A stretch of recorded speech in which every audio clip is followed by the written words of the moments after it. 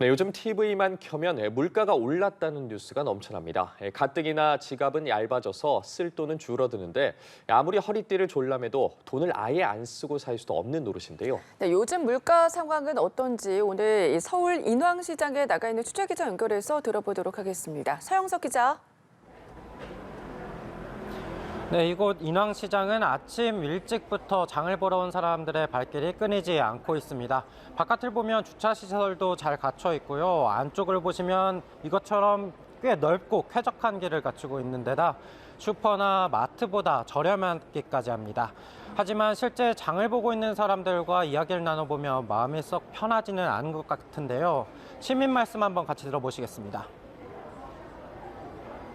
오늘 할아버지 기일이어가지고 시장 일찍 나왔어요. 작년에 같은 경우는 보통 한 15, 16만 원 선인데 지금 20만 원 넘은 것 같아요.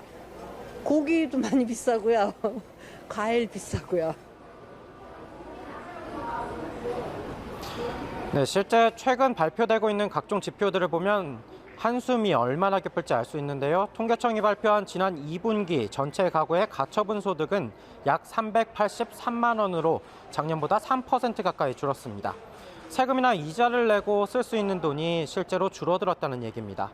반면에 먹거리 물가를 살펴보면 같은 기간 각종 식재료 등을 포함한 가공식품 물가와 외식 물가 모두 7%대 상승률을 보였습니다.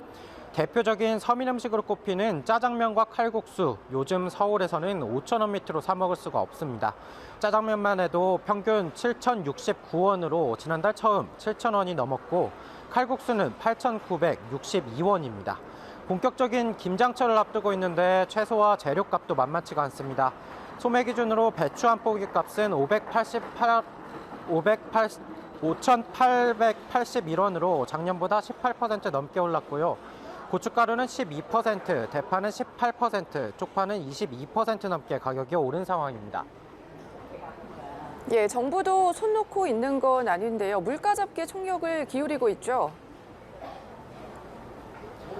네, 맞습니다.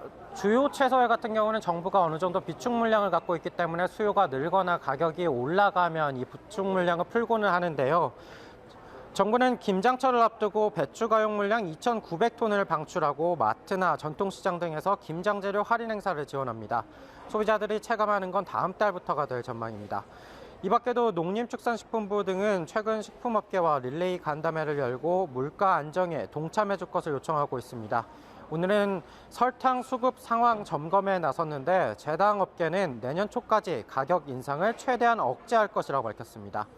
다만 앞으로는 장담이 어렵습니다. 한국은행에 따르면 지난달 생산자 물가는 전달보다 0.4% 오르며 3달 연속 오름세를 기록했습니다. 서비스나 제품 생산에 드는 비용이 그만큼 올랐다는 뜻으로 시간차를 두고 결국 소비자 물가도 끌어올릴 전망입니다.